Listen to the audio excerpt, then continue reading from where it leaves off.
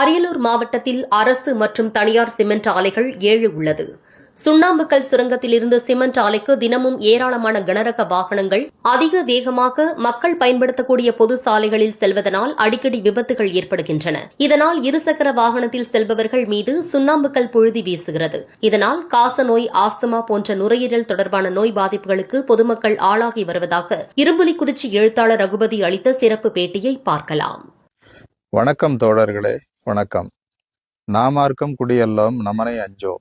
நான் இரும்புலிக்குறிச்சி எழுத்தாளர் ரகுபதி பேசுகிறேன். இன்று அரியலூர் மாவட்டத்தில் சிமெண்ட் ஆலைகளும் சுற்றுச்சூழல் பாதிப்புகளும் என்ற தலைப்பில் சிற்றுரை நிகழ்த்துகிறேன்.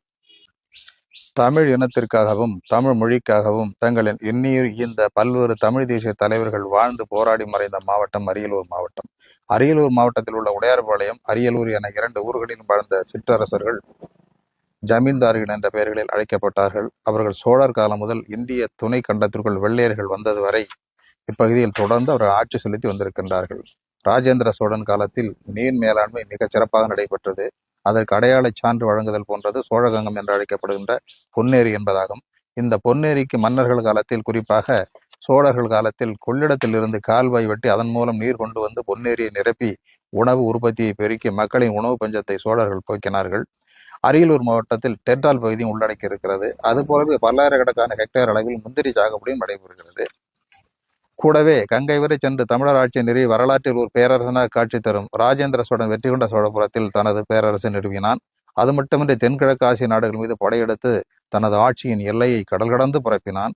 மாவீரன் அலெக்சாண்டர் போன்றோர் வியக்கும் அளவுக்கு தமிழரை, தமிழ் இனத்தை, தமிழ் பண்பாட்டின் செழுமைகளை உலக அளவில் நிலைநாட்டிய பெருமை சோழர்களை சாரும். சோழ பேரரசிற்கும் உண்டு. வெற்றி கொண்ட சோழபுரத்தை தலைநகராக கொண்டு 1000 ஆண்டுகள் ஆட்சி செய்தவர்கள் சோழ மன்னர்கள். ஆனால் இன்றோ அரியலூர் மாவட்டத்தின் நிலை என்ன? அரியலூர் மாவட்டத்தில் உள்ள சிமெண்ட் ஆலைகளின் விளைவாக மண்ணும் காற்றும் நீரும் கடுமையாக பாதிக்கப்பட்டு வாழ்வதற்கு தகுதியற்ற ஒரு மாவட்டமாக இன்று அரியலூர் மாவட்டம் திகழ்கிறது. அதை குறித்து இப்பொழுது நான் சற்று உங்களுக்கு விளக்க சொல்லுகிறேன். தமிழ்நாட்டில் கனிம வளங்கள் மிகுதியாக கிடைக்கின்ற மாவட்டம் அரியலூர் மாவட்டம். அரியலூர் மாவட்டத்தின் பல்வேறு பகுதிகளில் 60 கோடி அளவில் சுண்ணாம்புக்கல் படிமங்களும் சுமார் 1 கோடி அளவில் சிப்சம் போன்ற கனிம வளங்களும் பொதிந்து கிடக்கின்றன. தமிழ்நாட்டின் மொத்த சிமெண்ட் தேவைகள் 40% உற்பத்தி செய்கின்ற மாவட்டம் அரியலூர் மாவட்டமாகும். 7 சிமெண்ட் ஆலைகளும் 73 சுண்ணாம்புக்கல் சுரங்கங்களும் அரியலூர் மாவட்டத்தில் நிரம்பியுள்ளன. மேலும் மாவட்டத்தின் பல்வேறு பகுதிகளில் சுமார் 73 சுண்ணாம்புக்கல் சுரங்கங்கள் உள்ளன. சிமெண்ட் ஆலைகளுக்கு சுண்ணாம்பு கற்களை சுமந்து செல்லும் டிப்பர் லாரிகள் சிமெண்ட் ஆலைகளை சென்றடைய தனி வழிபாதைகள் ஏதும் இல்லாமல் பொதுமக்கள் அடர்த்தியாக பயன்படுத்தும் பொது சாலைகளையே பயன்படுத்தி வருகின்றனர். இதன் விளைவாக விபத்துக்கள் ஏற்படுதல் என்பது தொடர்கதாகி வருகின்றன. சுண்ணாம்பு கற்களை சுமந்து செல்லும் பெரும்பாலான டிப்பர் லாரிகளில் சுமையேற்றப்பட்ட சுண்ணாம்பு கற்களை தார்பாலின் கொண்டு மூடி செல்வதில்லை. அப்படியே மூடி சென்றாலும் ஒரு சில வாகனங்கள் தான் செல்கிறது தவிர பெரும்பாலான வாகனங்கள் கற்களை மூடி பாதுகாப்பாக செல்வதில்லை. இதன் விளைவாக சாலைகளில் அவ்வப்போது சிறியது பெரியதுமான சுண்ணாம்பு கற்கள் சாலையில் சிதறிவிடுகின்றன. இதன் விளைவாக வாகன ஓட்டிகள் இந்த கற்களின் மீது மோதி விபத்துக்குள்ளாகின்றனர். அதுவும் மழைக்காலம் வந்துவிட்டால் சாலைகளில் சிதறிவிடும் சுண்ணாம்பு கற்கள் மீது வாகனங்கள் தொடர்ந்து செல்வதால் அவை கூழாக மாறி போக்குவரத்திற்கு இடையூறு ஏற்படுத்துகின்றன. அவற்றின் மீது இருசக்கர வாகனங்கள் கடந்து செல்லும் போது கடுமையான விபத்துகளும் உயிரிழப்புகளும் ஏற்படுகின்றன. சுண்ணாம்பு கற்களை சுமந்து செல்லும் டிப்பர் லாரிகள் தங்களுக்குள் அனுமதிக்கப்பட்ட வழித்தடத்தில் செல்வதில்லை. மாறாக அனுமதிக்கப்படாத வழித்தடத்தை தொடர்ந்து பயன்படுத்தி வருகின்றனர். குறிப்பாக தளவாயில் உள்ள ஐசிஎல் சிமெண்ட் ஆலைக்கு பெரிய திருக்கோண சுண்ணாம்புக்கல் சுரங்கத்திலிருந்து சுண்ணாம்பு கற்களை சுமந்து செல்லும் டிப்பர் லாரிகள் தங்களுக்கு அனுமதிக்கப்பட்ட மருதியாங்கோயில் திட்டக்குடி பெண்ணாடம் வழித்தடத்தில் சென்று வராமல் உடையார்பாளையம் கோட்டாட்சியரின் தடை உத்தரவு அமலில் இருந்தும் அவற்றிற்கெல்லாம் மதிப்பளிக்காமல் முள்ளுக்குறிச்சி, மாத்தூர், செந்துறை, இரும்புலிக்குறிச்சி, மனகதி வழியாக திருக்கோணம் சுரங்கத்தை சென்றடைகின்றன. மாணவர்களின் நலன் கருதி மாவட்ட நிர்வாகம் சுண்ணாம்பு கற்களை ஏற்றிச் செல்லும் டிப்பர் லாரிகள் காலை 7 மணியில் இருந்து 10 மணி வரைக்கும், மாலை 4 மணியில் இருந்து 6 மணி வரைக்கும் இயக்கக்கூடாது என அறிவுறுத்திய போதிலும் இந்த உத்தரவுகளை பின்பற்றாமல் தொடர்ந்து மாவட்ட ஆட்சியரின் உத்தரவை மீறி பல்வேறு இடங்களில் தங்கள் வாகனங்களை இயக்குகின்றனர். அரியலூர் மாவட்டத்தில் உள்ள சிமெண்ட் ஆலைகளுக்கு தேவையான சுண்ணாம்பு கற்களை டிப்பர் லாரிகளை கொண்டு செல்லும் பொழுது பொது வழியை பயன்படுத்துவார் கடுமையான விபத்துகள் ஏறுவதை தொடர்ந்து மாவட்டத்தில் உள்ள அரசியல் கட்சிகள் மற்றும் தன்னார்வலர்கள், சமூக ஆர்வலர்கள் போன்றோர் அரசுக்கு வைத்த கோரிக்கை தொடர்ந்து 2/4/23 அன்று மாவட்ட ஆட்சியர் திருமதி ரமண சரஸ்வதி அவர்கள் முன்னிலையில் அனைத்து கட்சி கூட்டம் நடைபெற்றது. அந்த அனைத்து கட்சி கூட்டத்தில் முதலமைச்சர் தனது நலத்திட்ட உதவி வழங்கும் விழாவில் அவர் அறிவித்தபடி மூலப்பொருட்களை சுமந்து செல்லும் கனரக வாகனங்களுக்கு 3 வழித்தடத்தை ஒன்றாக இணைக்கும் வகையில் தனிப்பாதை அமைக்கப்படும் என்று உறுதியளித்தார்கள். அது இன்னும் தொடங்கப்படவில்லை. கோரிக்கைகள் நிலுவையிலேயே உள்ளன. இவ்வப்போது அரசியல் கட்சிகள் பல்வேறு அமைப்புகள் தனியார் சிமெண்ட் ஆலைகளுக்கு எதிராக பல்வேறு கோரிக்கைகளை வலியுறுத்தி போராட்டங்கள் நடத்தி வருகின்றன. அதன் பின்பு கோட்டாட்சியர், வட்டாட்சியர் முன்னிலையில் அமைதி பேச்சுவார்த்தை நடத்துவதும் அந்த பேச்சுவார்த்தையில் சிமெண்ட் ஆலைகளுக்கு எதிராக பொதுமக்கள் வைக்கின்ற கோரிக்கைகள் மற்றும் குறைபாடுகள் சரி செய்வதாக வாக்குறுதி அளித்துவிட்டு பின்பு அவற்றை செய்யாமல் ஏமாற்றி விடுவதும் சிமெண்ட் ஆலைகளின் வேடிக்கையாகவும் வாடிக்கையாக இருந்து வருகிறது. தனியார் சிமெண்ட் ஆலைகள் சுண்ணாம்பு கற்களை வெட்டி எடுத்த பின்பு காலியாக உள்ள சுரங்கங்களை தூர்த்துவிட்டு அவ்விடத்தில் பசுமை காடுகள் உருவாக்க வேண்டும் அல்லது அவ்விடங்களை ஏற்கனவே நிலமளித்த நில உரிமையாளர்களுக்கு வழங்கப்பட வேண்டும் என்ற கோரிக்கையும் சிமெண்ட் ஆலை நிர்வாகத்தால் அமுல்படுத்தப்படவில்லை.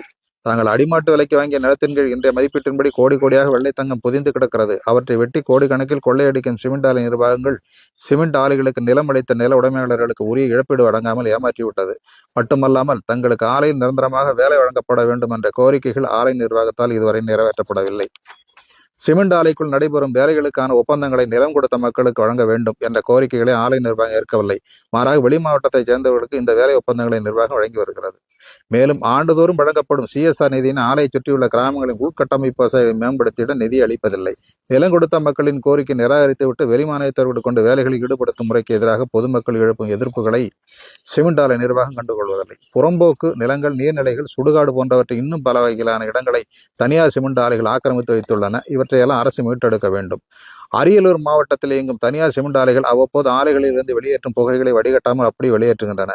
இதனால் ஆலையை சுற்றியுள்ள கிராமங்களில் வசிக்கும் பொதுமக்கள் நுரையீரல், சிறுநீரகம் தொடர்பான பல்வேறு நோய்களுக்கு ஆளாகி வருகின்றனர்.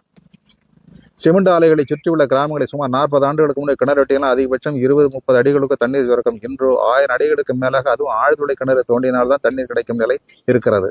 இது மிகப்பெரிய அவலமான ஒரு சூழலாகும். அரசு நிர்ணயித்த அளவை காட்டிலும் அதிக ஆழமாக சுரண்டகம் தோண்டியதன் விளைவாக நிலத்தடி நீர்மட்ட கீழே சென்று விட்டன. ஆலையை சுற்றிலும் சுமார் 20-30 கிலோமீட்டர் சுற்றளவிற்கு ஏரி, குளம், குட்டைகளில் உள்ள நீர் எல்லாம் அதல பாதாளத்திற்கு தோண்டப்பட்ட சுண்ணாம்புக்கல் சுரங்கங்களை நோக்கி செல்ல தொடங்கிவிட்டதால் மழை பெய்த ஒரு சில வாரங்களுக்குள் ஏரி, குளங்களின் நீர்மட்டங்கள் குறைந்து வற்றத் தொடங்கிவிடுகின்றன. அரியலூர் மாவட்டத்தில் தனியார் சிமெண்ட் ஆலைகள் செய்யும் அட்டுழியங்களை பற்றி ஆளுகின்ற அரசியல்வாதிகள் இருந்தாலும் சரி, எதிர்க்கட்சியை சேர்ந்தவர்களாக இருந்தாலும் சரி, சிமெண்ட் ஆலைகளின் வருவாய் எல்லைக்குட்பட்ட சட்டமன்ற தொகுதியைச் சேர்ந்த உறுப்பினராக இருந்தாலும் சரி, அல்லது நாடாளுமன்ற உறுப்பினராக இருந்தாலும் சரி, இதை யாரும் கண்டுகொள்வதில்லை.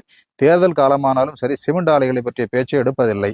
தனியார் சிமெண்ட் ஆலைகளின் உள்ளே இருக்கின்ற ஓய்வு விடுதியில் தான் சட்டமன்ற உறுப்பினர்களும் நாடாளுமன்ற உறுப்பினர்களும் தங்கி ஓய்வெடுக்கின்றனர். நாம் தான் இவர்களை யார் என்றும் இவர்கள் யாருக்காக நாடாளுமன்ற சட்டமன்ற உறுப்பினர்கள் என்பதையும் புரிந்து கொள்ள வேண்டும். மாவட்டத்தில் காலியாக உள்ள சுண்ணாம்புக்கல் சுரங்கங்கள் முற்றாக மூடப்பட வேண்டும் என்பதை குறித்த எந்த திட்டமும் அரசிடமும் தனியார் சிமெண்ட் ஆலைகளிடமும் இல்லை. காட்டு மன்னார்குடி, மீன்சுருட்டி பகுதிகளில் உள்ள உயர்ந்த புளிய மரங்களின் இலைகளின் மீது சுண்ணாம்பு தூள் படிந்திருப்பதை அப்பகுதியில் உள்ள மக்கள் கண்டு அது என்னவாக இருக்கும் என்பதை ஆராய்ந்த பின்பு அது நமது சிமெண்ட் ஆலைகளில் இருந்து வெளியேறிய புகைகளின் வழியே சுமார் 40 கிலோமீட்டர் அளவிற்கு சுண்ணாம்பு தூள் கடந்து சென்று அங்குள்ள புளிய மரத்தின் மீது படிந்திருப்பதை கண்டுபிடித்து அப்பகுதியில் உள்ள இளைஞர்கள் அதிர்ச்சியில் உறைந்து போயினர்.